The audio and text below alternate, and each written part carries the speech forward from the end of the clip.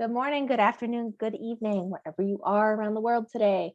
Welcome to today's Ask a Professional Scrum Trainer session. Today we have Todd Miller and Ryan Ripley, two professional Scrum trainers here. I'm Lindsay Velasina with Scrum.org, and I will be our moderator today.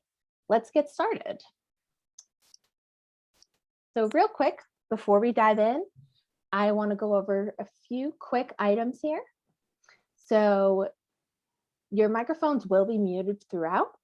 However, we encourage you to ask questions. So please use the Q&A box in the bottom right of your screen and use that to enter your questions in for Ryan and Todd. You can start entering your Scrum questions in now, and we will start going through them shortly.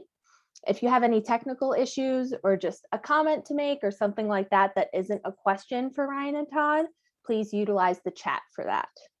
We like to try to keep them separate so we can get through the questions, as many of them as possible. So a little bit very quickly about Scrum.org. We are the home of Scrum, and we were founded by Ken Schwaber in 2009. And we offer training and certification in professional Scrum. We have over 350 professional Scrum trainers around the globe, including these two wonderful people we have here today. And we also offer lots of free resources on our website to go and check out, including digital learning paths. So please check those out to continue your learning. And we hope that today's session plays a part in your continued learning as well. And with that, I will hand it over to Ryan and Todd to introduce themselves. I guess that's me. I'll introduce myself. So yeah, I'm sporting my glasses today too. We've been up pretty early this morning, so I haven't thrown the contacts in yet. But my name is Todd Miller, professional Scrum trainer for over 6 years now, which is crazy to think about. Started as a developer, spent the first 10 years of my career coding software. Used some extreme programming and found Scrum. That was my first endeavor into Agile, was extreme programming. I was a product owner, have been a Scrum Master multiple times, done coaching, and now own and operate Agile for Humans LLC with my good pal Ryan Ripley over here. Ryan, I know you're going to copy and paste what I just said and add a little bit to that because our journeys are similar. Yeah. Hi, my name is Ryan Ripley. I've been a trainer. I think I'm almost on my 5th year. So Todd's got a little bit of time on me, but we've been training together and running Agile for Humans for the better part of the past 2 years now. Co-wrote Fixing Your Scrum. A lot of things that Todd mentioned are very similar. We have very similar backgrounds coming from a software development background. I went more of the leadership management, executive leadership path, and then got back into being a Scrum Master. And so we're both on the steward team. We spend a lot of time writing the content that's taught by the 350 plus trainers that Lindsay mentioned. We just try to put a lot of effort into community as well.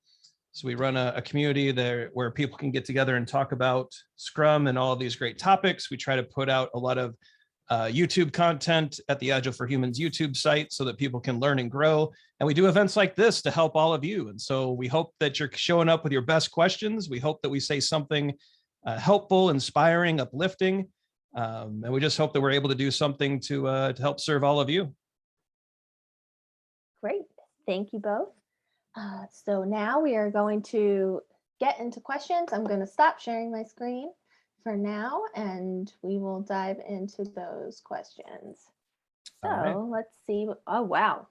There are some very detailed questions in here. So thank you all so much for sharing them. Okay, so I'm going to start here with this question from Scott. What are the best metrics to measure a team? How to make sure they are improving? I'd love to deliver value delivered, but value is so nebulous. So what are the best metrics for a team? Ryan, should I start with this? Is that okay? Yeah, tee it up. Yeah. So, we are really big fans of evidence-based management. We use evidence-based management to run our company, and we promote evidence-based management with all of our customers.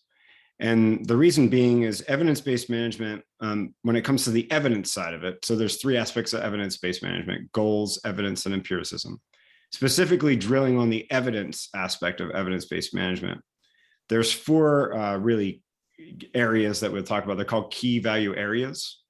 And to me, those four key value areas combined holistically give you an idea of what might be happening with your product or your company or your portfolio. So unrealized value, value that you have yet to fulfill that a customer may want; current value, value that you're fulfilling today and with your customers; time to market; and then ability to innovate. Those four key value areas, you would put metrics underneath them, key value metrics, and together, when you look at them holistically, give you a really good understanding. So best metrics. One thing you might be frustrated with Ryan and I is that we don't think that there's a best metric for any situation. I think you have to be adaptable to the context that you're in, but universally those key value areas and thinking about how to hang key value metrics in your context underneath them, we find to be a really powerful way of looking at your product. Yeah, and if I were to add anything there, of course, I'm a big fan of EBM. As Todd said, all of the majority of our decisions that we make as owners of Agile for Humans, we drive off of EBM. And we're also big fans of Dan DeConte's work. And so when it comes to one of the areas that Todd mentioned, time to market, we think that cycle time, throughput, item aging, and WIP limits are wildly powerful, and especially in that area, in that key value area. And so I think a combination of EBM and Professional Scrum with Kanban is just such a great combination of both delivery and value assessment that I think that's just such a great way to approach metrics and delivery and measurement and validation. And yeah, there's a lot of good stuff there. Great question, Scott. Thank you. Fantastic. And I dropped some information into the chat with a link to evidence-based management. There's an evidence-based management guide and some other resources there that you can go check out. So just a reminder to everyone, please enter any questions that you have into the Q&A box rather than the chat. That way, if we don't get to all the questions, we can easily share them with Ryan and Todd after this. So please make sure that they are in the Q&A box, just a reminder. So this next question: commitment is important in Scrum. Delivering a product increment in every sprint is important. How can I bring up this topic for a team who's missing commitments repeatedly without being bossing and demanding? Yeah, so I think commitment is such a loaded word, right? That it can really shut people down. And so we really want to. So if I'm gonna assume that I'm in a Scrum Master role, right? I'm fulfilling the Scrum Master accountabilities in this situation. If we're missing delivery each and every sprint, like if we're not getting an increment created, it's a serious issue.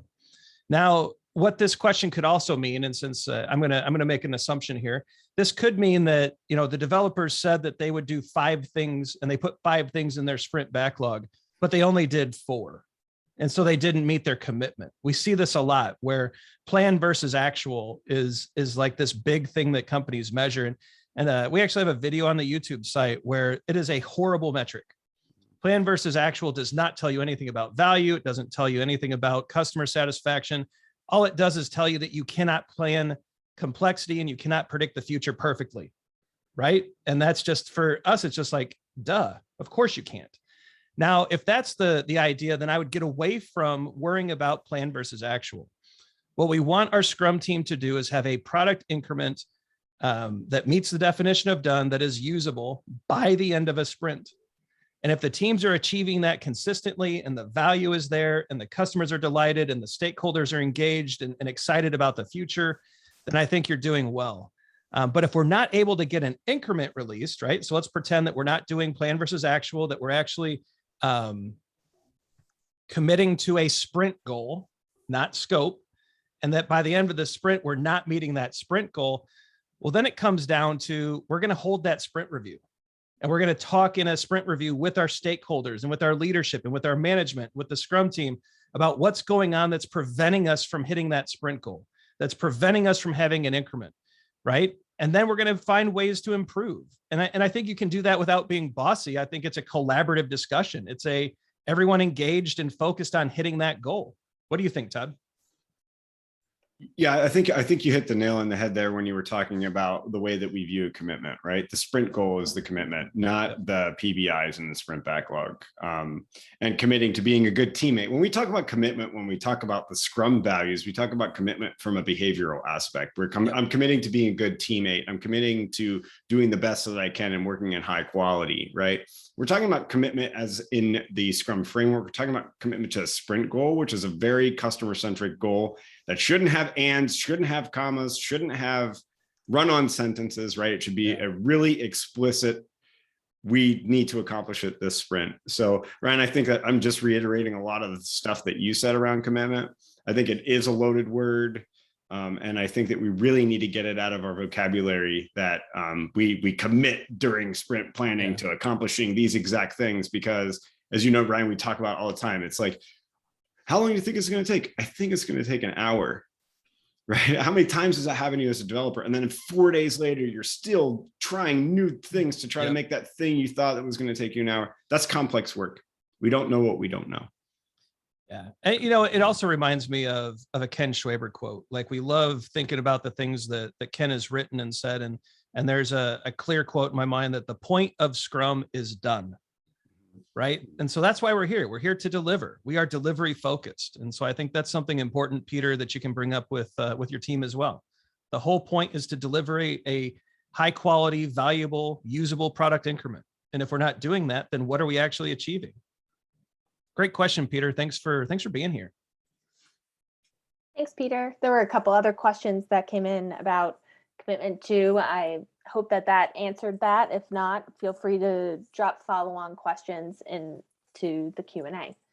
So this next question is kind of a fun one. So what are some of the biggest mistakes you both have made, if any, in the early stages of your Scrum Master career? Early stages. How about like every stage? Every day. Yeah. You know, I mean, we'll definitely answer the question, but Fixing Your Scrum, the book that we wrote and that was published in early 2020, has about 100 of our stories where we totally screwed up and how we would go about fixing it. And so we hope you check out Fixing Your Scrum, Practical Solutions to Common Scrum Problems. I think the biggest mistake I made was early on. I transitioned from project manager to Scrum Master, and I underestimated the mindset shift that it would take. It probably took me a year to really get focused on the needs of other people, to step back from wanting to be the one to present in front of leadership, to kind of get my own agendas and my own wants and needs kind of out of my head, and realizing that I was there to serve a team, that I was there to remove impediments and to work with leadership and to work with management, to be the agile coach of the organization, to remove everything that was in the way of the Scrum team that was preventing delivery. And I underestimated that, and I suffered through that, and I had a lot of issues with that. And I wish I would have been more intentional kind of about that shift, because that servant leadership, true leadership kind of shift, it is very difficult. And I really, I think some more intention would have helped me early on. What do you think, Todd? I'm technical, right? What I had to really learn to do, and I still have this problem, is when I'm a Scrum Master, is I want to I want to do the technical things. I had that problem as a product owner too, right? Is I want to attend all the architecture meetings. I want to understand and like really nerd out on all that stuff when I have other things that I should be doing. So I would say like one of my eternal struggles in being a Scrum Master is not deliberately not dual rolling it, because I can't, my developer brain wins. So I would say that one of my big, one of my biggest issue still today and early on is dividing that. So that's, I think, a real powerful thing for us to remember as to why being a dual role Scrum Master and developer is really difficult, because one hat always wins, and for me it's developer. Yeah. So I prefer just to be a dedicated Scrum Master and have to fight my technical stuff to stay out of those conversations. And I think the common thread here is that we're both like just naturally problem solvers. And so I would want to jump in from a process or a decision-making standpoint. Todd would want to jump in from a developer standpoint. And it's really resisting that urge to solve every problem for the team that is probably the common thread between our early mistakes, right? Not jumping in and trying to do everything for the team, but actually allowing them to learn the skill of self-organization and self-management, right? And we probably held some teams back early on because we didn't hold back that problem-solving urge enough. So I don't know. Great question, Alan. Thanks for letting us highlight our biggest mistakes. That's a nice opportunity. So this next question from Ray actually ties into some of the experiences that you both just shared. So how did you make the transition from a developer to a Scrum Master? And how do you translate working in a Scrum environment as a developer into the Scrum Master experience? So you kind of started talking a little bit about this, but if you want to dive in a little bit more. Also, Ray loves your podcast. Awesome. So we appreciate that, Ray. The YouTube site and the podcast are fun. I think for me, that transition from developer into project manager, Scrum Master, whichever, when you're leaving that developer path, and that's a hard decision, right? I struggled with that one quite a bit. I had a great mentor who sat me down and basically said, look, you've got to make the decision. Are you going to be a great developer or are you going to be a great Scrum Master? And you got to pick. And if you're going to go down this Scrum Master route, we're going to shut off your access to the code base, right? When you don't even have read only anymore. You're going to stay out of the code base and you're going to focus on the new accountabilities and the new commitments that you're making as a Scrum Master. Or you're going to stay a developer and we're going to find someone committed to bringing the Scrum values forward on a Scrum team who's committed to, serving the product owner, the developers in the organization, who's ready to meet those accountabilities. And I made the choice and they shut off my access to the code base. And it was that step really forced that transition to really take off because I couldn't code anymore. So I really had to lean into that Scrum Master stance and that Scrum Master set of accountabilities and a lot of the stances. What do you think, Todd?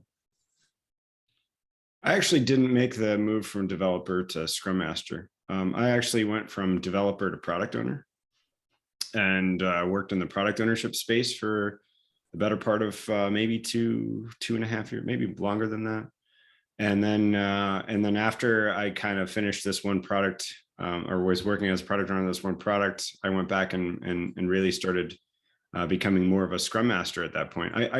So I will admit to you that I was a Scrum Master, product owner, and developer all at the same time. I read a book and I internalized it.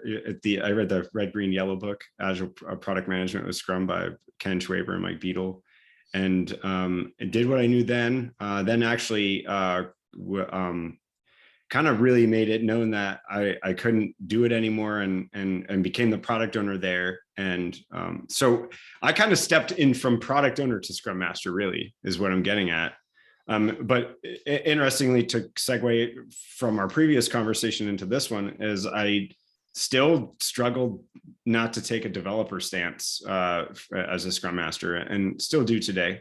So for me, it was developer, product owner, Scrum Master to product owner to Scrum Master, and I been a Scrum Master a whole bunch of times really since those initial experiences. Yeah, Todd's still trying to figure out what he wants to be when he grows up. Yeah. Aren't we Great all? question. Absolutely. Okay, so this next question from Pam. So what kind of retros do you recommend for high functioning teams? Teams that like each other, trust each other, resolve impediments quickly. We get stuck in retros sometimes because everything is good. Sounds like a good problem to have. Todd, I think you know where my brain's going to go here. I love in this situation to fire up a Triz. I think the Triz will help uncover some things that perhaps we can still work on. I don't believe in perfection. There's got to be something there. It's awesome. And so as a Scrum Master, first and foremost, you want to preserve the success. but I think a TRIZ could be helpful. So go to liberatingstructures.com, look up the TRIZ. I'll give you an idea here. The prompt that I would use with the TRIZ is, what could we do to make sure that the next sprint is a total disaster? And have them fill out a board full of stickies, or a Miro or a Miro board, however you're facilitating it, and then walk through the steps of a TRIZ. And I'll let Todd expand on that if he wants to, or give a different kind of approach. But I think that could really help uncover things, even if there's this assumed idea that everything is perfect and working great. What do you think, Todd? I was actually going to head in a bit of a different direction, although I love a TRIZ. I would bring data into the retrospective because I'm a data dork. So yeah. You could evaluate maybe the way that you're using EBM. You could start to look at some of the flow-based metrics that Ryan was referring to and some of the charts that accompany that, and evaluate things like if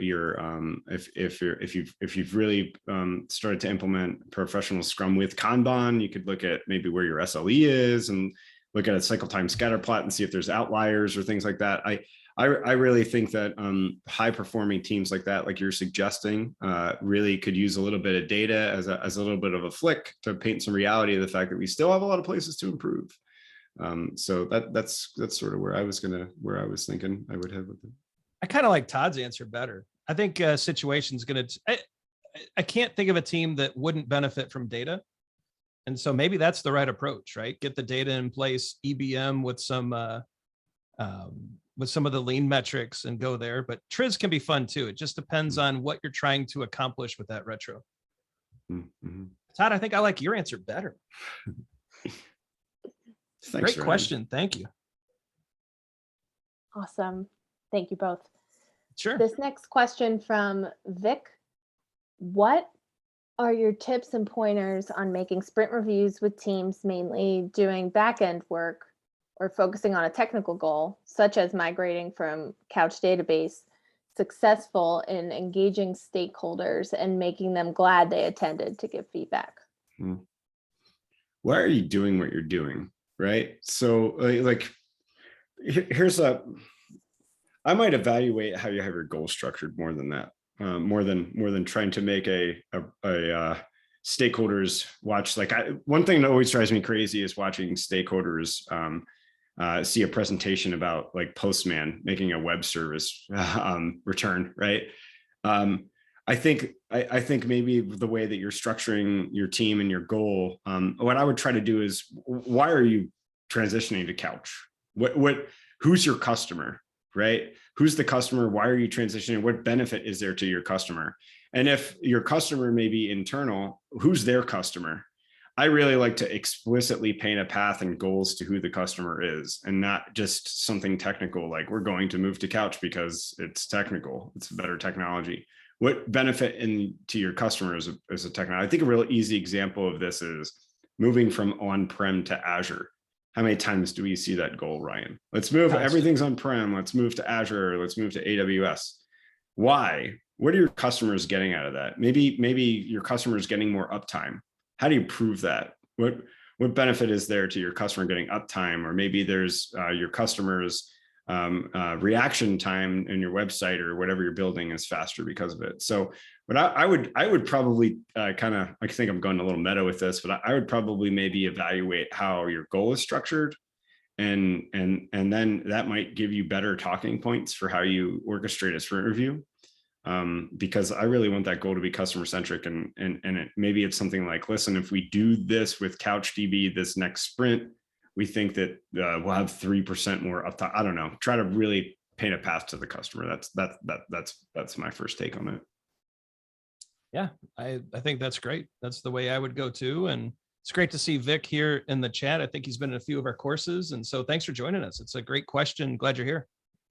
Hey, Vic. Fantastic. Thank you. So this next question, we currently use story points for estimating, but the teams are quite vocal about not wanting to do story points. Do I try to get them more comfortable with story points, or try to get it more accurate? Or do we move on to something else like determining cycle time and use that for estimation? Todd's head's on fire. Take it, Todd. Yeah, I was just in a bit debate about this on LinkedIn. I'll admit that 7 years ago, I was a proponent, and you probably can find some blogs out there about me working with teams in story points and velocity. But there's a lot of damage that has been done in organizations with that.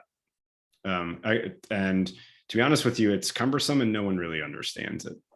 So why not, Ryan, you referenced Dan Vacanti's work. Why not look at stuff that everybody understands and knows about? People know how to measure cycle time. Once you start something and when you finish something, you measure the time it takes to get to start to finish. People understand throughput, right? How many things are we getting done per period of time? And then that doesn't really totally solve for you how you give a forecast to stakeholders when people are asking you when it will be done. So you can feed throughput into something like a Monte Carlo simulation.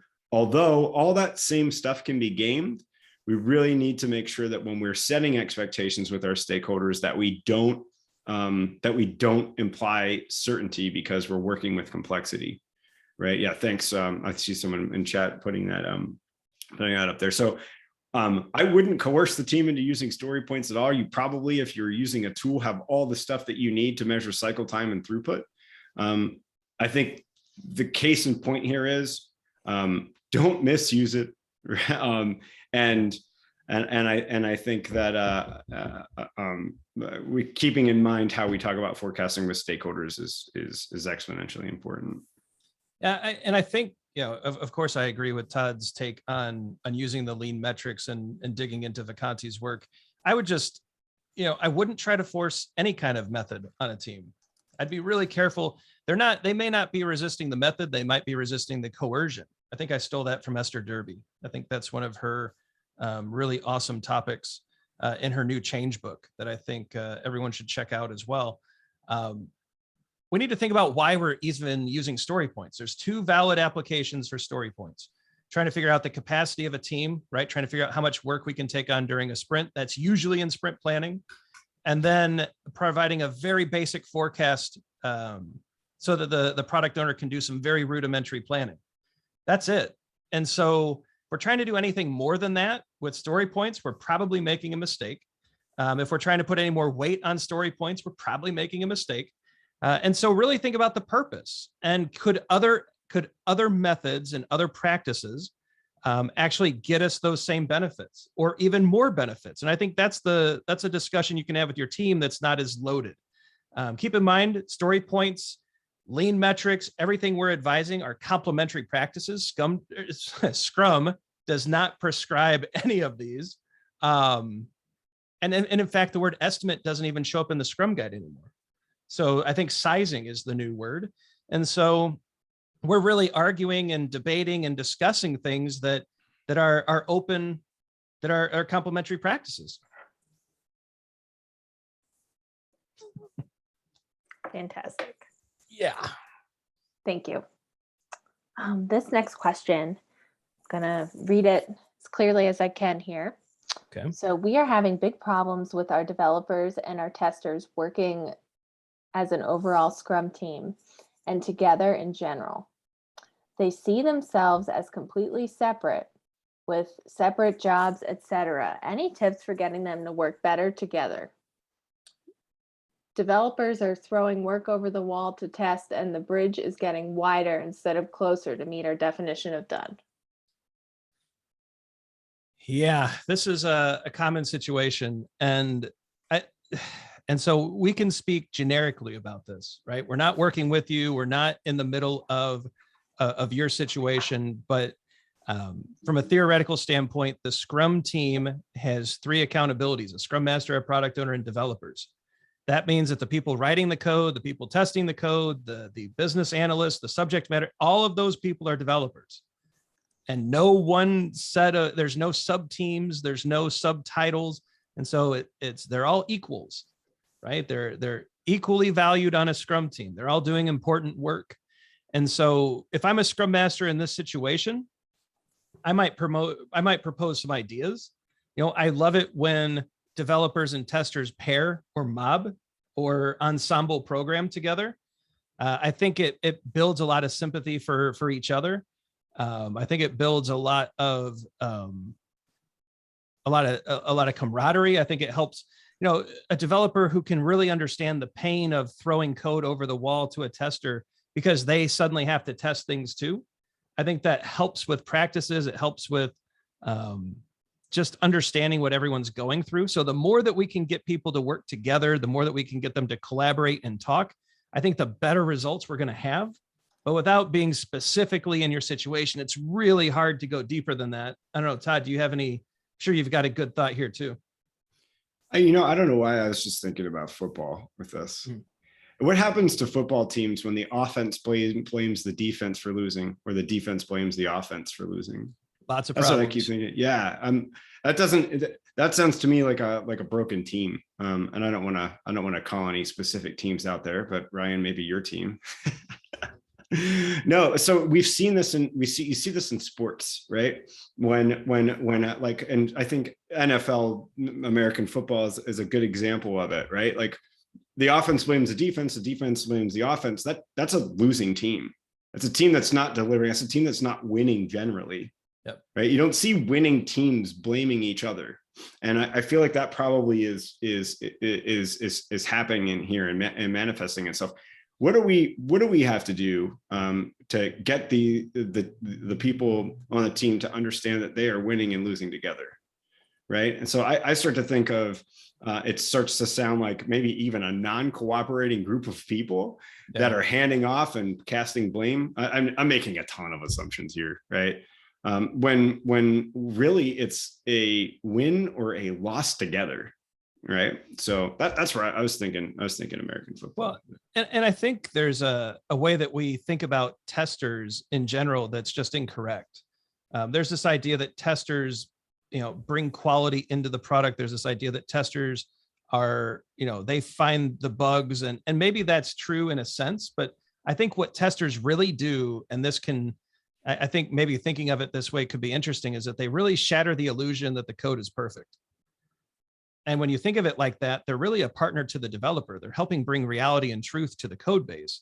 And so I would hope that would be valued, right? As something that's important to quality, that's important to delivery. And to Todd's point, like we got to get these individuals actually working as a team. And I think the more that we can talk in that direction, the better things could potentially be. Great question. Thank you both. So this next question from Jimena is one that others might relate with too. So I work in the gaming industry. The games have releases every month with business as usual tasks also to keep the game going with revenue. So, however, sorry, I'm butchering this. However, we also have new features that are included in those releases. We only use one Scrum team and work everything in the same sprint. So how would you handle sprint goals when you have business as usual tasks and new features to be released? There is this idea that everything on the sprint backlog has to relate to the sprint goal. And we've watched countless teams struggle to come up with a coherent sprint goal given the disparate type of work that's on a sprint backlog, very similar to this situation, right? And so I think this will be helpful. Only one item at minimum has to relate to the sprint goal, okay? So if you set a sprint goal that you're enabling, and again, to Todd's previous point to Vic's question, that sprint goal and product goal, right? Those tie back to customer. That is a Scrum team's connection back to the customer. So that sprint goal is enabling a customer to do something. It's that new feature, it's that new thing. As long as you have at least one item on your sprint backlog that relates to that thing for the customer, you're great. And you can have 5 other bugs or other things you're trying to do. But here's the deal, your commitment is to that sprint goal, and you can't let anything get in the way of that sprint goal. So that item that's related to the sprint goal has to be most important. But there can be other non-related things, other bugs, other spikes, other tests, other things you're trying to do. that are on your sprint goal, and that's perfectly fine. You're allowed to do that. So not everything on the sprint backlog has to be directly related to achieving your sprint goal. That's a great answer. Thank you. Yeah, All great right. question. So this next question from Rob, another team related question. So how do I help my team work effectively and to be a team when we're working in multiple locations in different time zones? Stakeholders, product owner, and Scrum Master in one region, and most developers are in another. The developers are quiet and don't take ownership. Yeah. So I mean, I think we're just working in a world where there's multiple time zones all over the place. I'm interested in potentially what you're trying to do and how you're trying to operate with this team. For me, I mean, if you have the potential possibility on doing it, I like to get face time with the developers, understanding though that since 2020 that's been a little bit difficult. And I wonder if you say the developers are quiet and not taking ownership, if that's, to be blunt, if that's an assumption on your behalf, right? So I feel like there's this assumption that developers are inherently not committed to being a good teammate or committed to doing the work well, when we don't know. It's just that we're far removed from it, right? So I think that a lot of developers are quiet, but I'm interested if they really are not taking ownership, or if you're just assuming that they're not because they're not communicative enough. And so I think that we probably need to we probably need to share the pain a little bit here with time zones, and also if I'm a Scrum Master on this team, I think I'm really going to emphasize the accountabilities here. And I don't know, I just keep, for some reason, the not taking ownership thing is sticking with me, because I feel like we're seeing that a lot of people, Ryan, I feel like we're hearing a lot of people say developers aren't taking ownership. When you drill in and you talk, and they really are, right? So I feel like that's been a topic that we've addressed quite a bit recently on our podcast. And sorry, Rob, if that's a false assumption on my behalf, that just triggered a conversation I feel like we've been in multiple times in the past couple months, and maybe lending a little bit of trust there could go a long way. You know, Todd, I wholeheartedly agree with you. We're seeing this come up more and more, and I often wonder, especially in this setup where you have Scrum Master, product owner, and stakeholders in one area and developers separated from that, where's the developer representation? Mm-hmm. And so I've often wondered, does it make sense to actually have the Scrum Master with the developers, right? Does it make sense to, instead of having the Scrum Master almost as like a leadership team with stakeholders and PO, does it make sense to get some of that representation with the devs? And so it could make sense to actually have a local Scrum Master helping these developers feel like they're a part of this disconnected kind of setup, right? And so we've seen some teams try that, and it's worked pretty well. But a lot of this is really new territory. Yes, there's been remote teams prior to COVID, but now there's a lot of remote teams, and some of the struggles and the pains are becoming very, very big, very obvious. And I think we've got a lot of work to do in this space. But I think local representation, maybe a local Scrum Master working with a product owner and stakeholders who are in a different region, could make a difference. But again, we don't work with you. We don't know the details, but that's one thing we've seen tried in certain contexts that have worked pretty well. Great, thank you. So this next question somewhat ties into that, but tying into self-management anyway. So how do you get a Scrum team to really take on self-management? The team is always asking the PO what she wants, or asks them to tell them what to do. Stop answering the question. Look, we've set a product goal. We've set a sprint goal. In sprint planning, the product owners should be collaboratively working with the developers to figure out what could be worked on to achieve that sprint goal. But once it's time to work, the developers need to own that plan, check on that plan daily in their daily Scrum, plan their collaboration for the day, and learn how to do that. I think the Scrum Master can step in and provide some coaching, but I think if we want people to own things, I can't tell you how many times I've seen a Scrum Master or a product owner take a very directive type stance with a team. They tell the teams what to do. They try to solve all their problems, but then they'll step back and say, I don't know why they won't self-manage. And so we have to resist the urge to solve those problems. We have to stop answering that question of what should I do next, or at least give a different answer.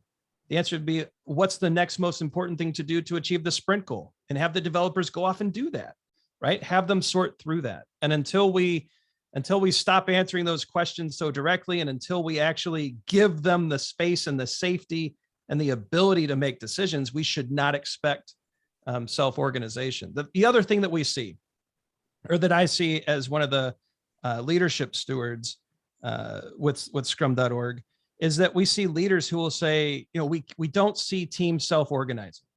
And so we'll start asking questions. What are the boundaries? What are the constraints? What are the goals? Like, what are the guides and guards that they're bouncing up against in this self-organization? And we'll get a blank stare. And people, well, we don't have those in place. And then, so fine, you should not expect self-organization. You should expect chaos. If there are not guides and guards and boundaries and goals, then what are you expecting people to self-organize towards, right? So there's probably some work to do at a leadership level. There's probably some work in coaching to do with your product owner. And if you're a Scrum Master who's stepping in and making the call, maybe there's some work to do on yourself. And so lots of different areas to investigate. I don't know where the issue could be because I'm not in your situation, but I hope those are at least 3 areas for you to consider. Great, thanks, Ryan. Sure. So this next question is an interesting one. So as a Scrum Master, when I am not busy with Scrum events or other meetings, I find that I don't have much else to do. What am I doing wrong? What can I do to keep myself busy? So I want to add on to this and ask, what should you be doing as a Scrum Master? Well, there's this notion out there, if you looked at a lot of LinkedIn job descriptions for Scrum Master, that the Scrum Master is exclusively to be working with a Scrum team. And oftentimes, at best, we'll see these job descriptions describe a Scrum Master as a glorified team manager. And we couldn't agree with that any less. So we view the Scrum Master as the Agile coach. We view the Scrum Master as a teacher. We view the Scrum Master as someone that takes action. Check out Barry Overeem's hard work that he's been doing on the stances. I think he just revitalized those. The Scrum Master is a change agent in an organization. And so we always will say that a Scrum Master's job is fulfilled when every single organizational impediment is resolved. And so if you're working in a consulting agency, how are you structuring your contracts? Or if any company, how is funding happening on your projects? How are departments structured? There's all these things that organizations will say they're using Scrum, but they fail to adapt. And we blame the Scrum Master for that. We blame unempowered Scrum Masters for that. So realistically, a Scrum Master should be out serving the organization. So that, and make sure that you're in the saddle with your product owner. Product owners need help. So I would say working with your product owner and maybe helping them a little bit with stakeholder management and making the product backlog transparent, but serving the organization. That's oftentimes where we see people missing the ticket with Scrum Mastering. Great, thanks, Todd. This next question is actually on a different end of the spectrum with the Scrum Master. So as a Scrum Master, where do you draw the line on removing impediments versus solving the team's problems? If you're removing all their impediments, how does that enable self-organization? Should you only focus on removing those things outside the team's control? Yeah, so I think the line that I've typically drawn throughout my Scrum Master career is that I won't solve an impediment that the team is capable of solving on their own. I can't tell you how many times I've had a team member run up, Ryan, I need a new laptop. Can you enter the ticket for me? And I just kind of smile and I say, wow, that sounds really complex. I can't wait to see how you solve that. And I walk away, right? That's something that they can take care of. They can figure out how to get a laptop ordered and delivered. They can figure out where to go to lunch, right? They can sort out, you know what? They can actually schedule their own Scrum events. Why does the Scrum Master own all of the calendar invites, right? This is something they can solve. Now, if there's an organizational impediment that's preventing delivery, that's when I jump into action, right? That's when I find the vice president who's got the budget that can buy the thing that we need that gets us back to delivery, right? That's where I draw that line. So if the Scrum team can solve that issue on their own without my involvement, I don't get involved. But if it's beyond the team, if it's in the organization where partnership with leadership and management is required, that's typically where I spend the bulk of my time. I don't know, Todd, anything different there?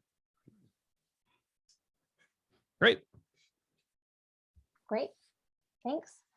This next question from Derek. So he had asked a question earlier and I had asked for more context. So Derek had attended a PAL EBM class recently, and he had said that, you had discussed Net Promoter Score a little bit, and he kind of wanted some clarity on how the Scrum team would use Net Promoter Score. So since Todd is one of the co-creators of the EBM class, I'm going to let him take this one. So how do you use Net Promoter Score? So Net Promoter Score is a sign of value that you've delivered in the past. So Net Promoter Score would be a key value metric that you would put under current value. And so specifically how Ryan and I use it. So Ryan and I, at the end of every single Scrum.org class that we teach, we ask for a Net Promoter Score, and it's a really simple mechanism to do it. On a scale of 1 to 10, how was our class? And any feedback that you can give us to make it a 10, we'd appreciate. And what we do is we trend that, right? So if we find that a PAL EBM class is a 7.6 median score or something like that, we want to do anything we can to make it trend towards a 10. And so we have identified the way that we facilitate and operate our courses just based off of that, and we'll change and look for common themes in order to improve it. So for Net Promoter Score, how does the Scrum team use that? To understand what current value they've delivered to a customer. And that might be something that they want to target to improve, or they're okay with.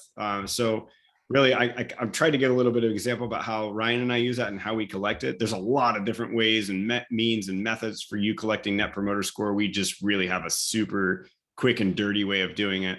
But usage of it is to understand a little bit. That's one mechanism, one thing that you can look at under current value.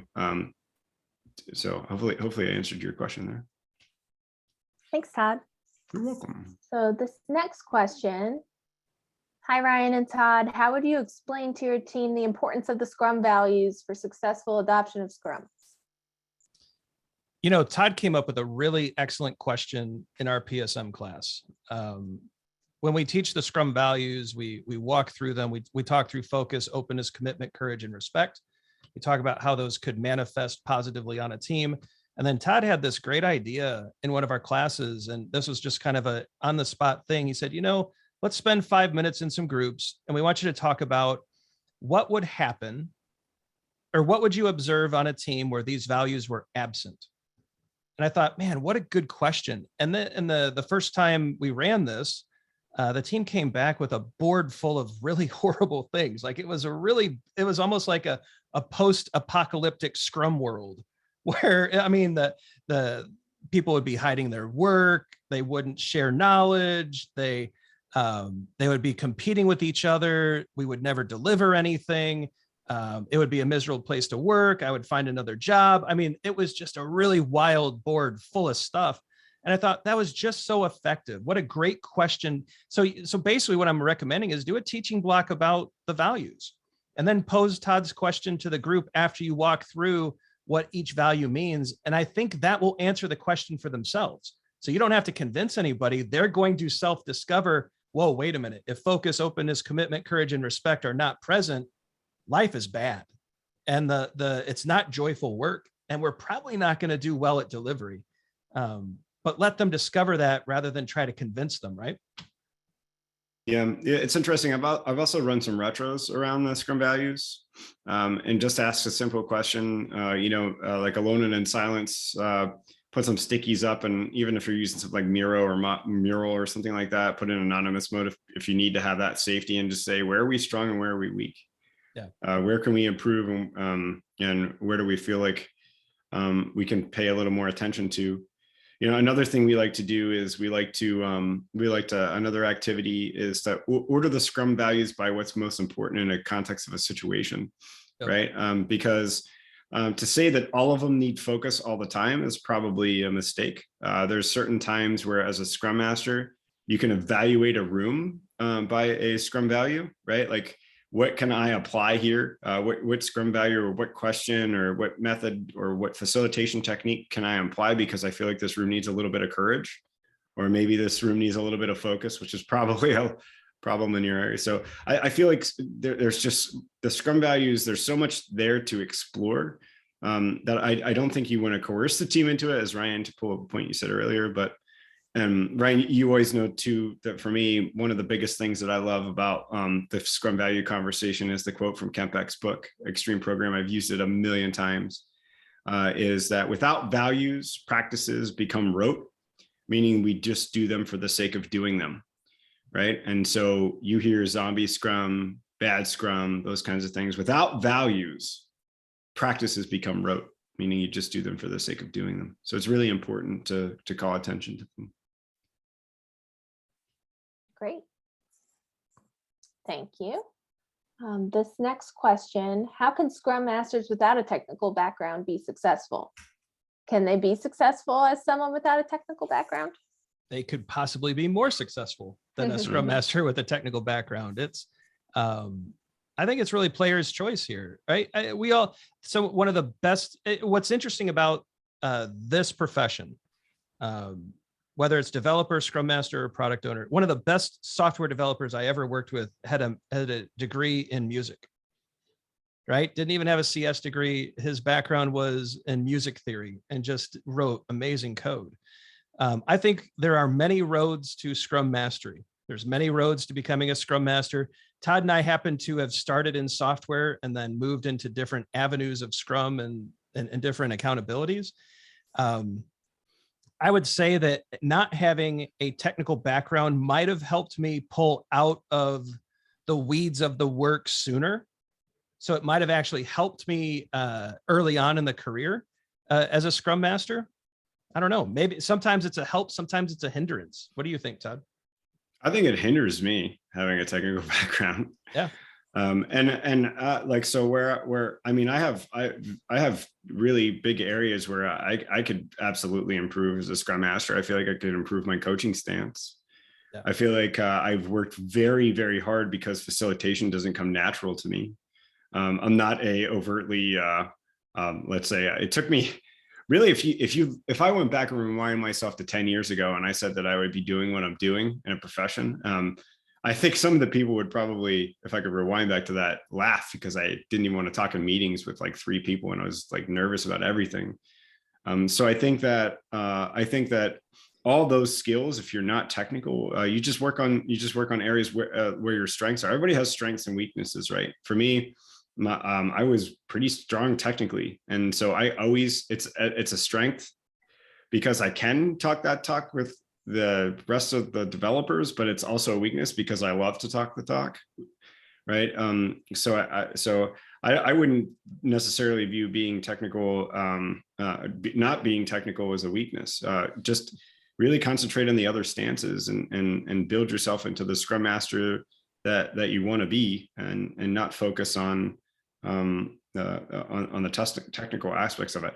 Although I will say it doesn't hurt to open a book and read about it a little bit.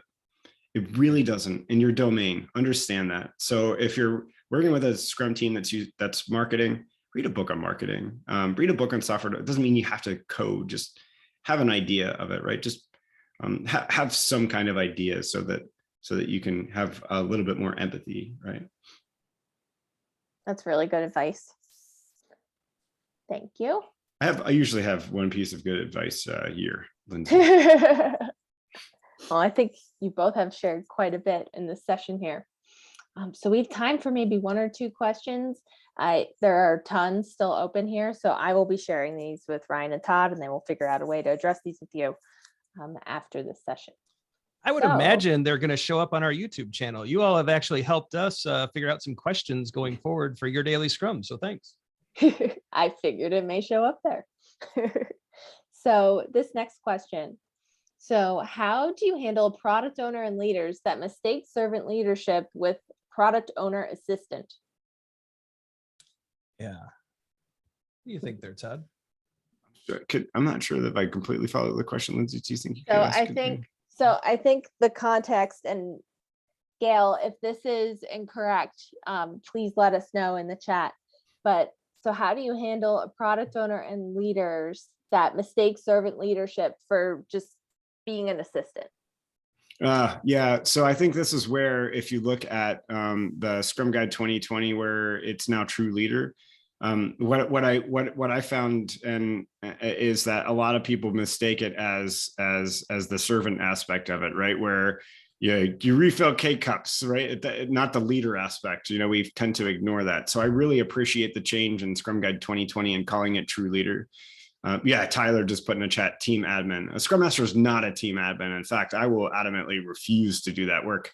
They'll be like, okay, let's update the sprint backlog. I'm like, cool, I can't wait to watch you update your sprint backlog, developers, right? It really, I think that subtle language change in Scrum Guide 2020 is vitally important to us being able to make the changes that we need to, kind of circling back to the LinkedIn job description for Scrum Master, which we need to do quite a bit of work on, and changing everybody's view of what the Scrum Master is. A Scrum Master is a true leader that should have the organizational authority to help to make change, right? It's not a team admin. It's not a tool admin. It's not a person that makes sure that coffee is stocked. It is a change agent in an organization, right? Yeah, totally agree. Thanks. So I think we have time for maybe one more. So I'm going to pull from a question. We're not going to get to the full context of the question because we don't have the time, but what are your best tips for improving internal stakeholder engagement? So in our book, we wrote some chapters on this. I'll give away the kind of the core theme here. Everything that we do, and I think this is something Scrum Masters could be coaching product owners on. Product owners could be really doing some deep work here. When we're working with stakeholders, we really need to be conscious of the fact that everything we say should in some way be geared towards that stakeholder, right? I don't think most stakeholders care about sprints and story points and all of that stuff. They want to hear how what we're doing benefits them. They want to hear they want to hear how what we're doing makes their life better. They want to hear how what we're doing enables them to sell something to someone else, right? We need to learn to speak in the terms that stakeholders care about. If I walk into the CEO's office and she starts asking me about the product development aspects of our work, I'm not going to talk about sprints and Scrum Masters. I'm going to talk about the effectiveness of the team and our ability to deliver value sooner. And when the CFO walks in, I'm going to talk about revenue recognition, and I'm going to talk about the impact that our work is having potentially on the balance sheet and on the customer retention. And I want to learn how to speak in a way that matters to the stakeholders, right? And to figure out what they value most and make sure we're delivering on that. And I find that outward focus really helps get those stakeholders engaged and interested and asking better questions about what's possible, as opposed to how do you raise your velocity by 10%? That's a question that's filling space. But when you actually engage them in a meaningful way, I think the questions get better, the engagement gets better, but that takes a lot of work. And so you have to really do the hard, deep work about what your stakeholders really want. Let's stop showing a PowerPoint. No PowerPoint. So the sprint review is supposed to be a collaborative working session. I don't know. I can't tell you the last time I had a collaborative working session with someone showing me a PowerPoint. Todd, what did we start the webinar with? Yeah, well, that was a quick show, kind of setting the stage for everything. But to me, like sprint reviews that have that, like, I think, Ryan, that I'm pretty passionate about the fact that the sprint review is the most underserved Scrum event that there is. We have so many innovative and interesting ways to run sprint retrospectives, but I do have a feeling that a lot of them are run for false purposes because we haven't maximized the sprint review. Yeah. So maximizing a sprint review isn't pushing information on people through a PowerPoint and a demo. It's having real collaborative conversations together. Thanks, Todd. And with that, I will not go back to our PowerPoint. we are at our time. I want to thank you both so much for joining us here today. Like I had mentioned earlier, any questions that we didn't get to here on the live session, we will pass those over to Ryan and Todd to address. So thank you everyone for attending today. Please be sure to check out the Fixing Your Scrum book by Ryan and Todd, and also their YouTube channel for Agile for Humans, as well as the Scrum.org YouTube channel and all of the resources on the Scrum.org website. Thank you all for attending, and we hope to see you all again on another session. Scrum on.